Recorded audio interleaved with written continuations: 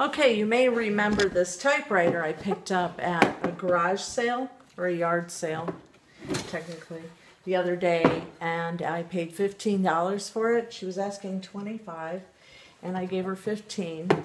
So now I'm going to take some photos of the front of it while it's in its case, and then I want to pull it out and make sure that I get a lot of good quality photos of this, including the inside of the case and the bottom of the typewriter. I think it's important to show all of the sides of it, show all sides of it.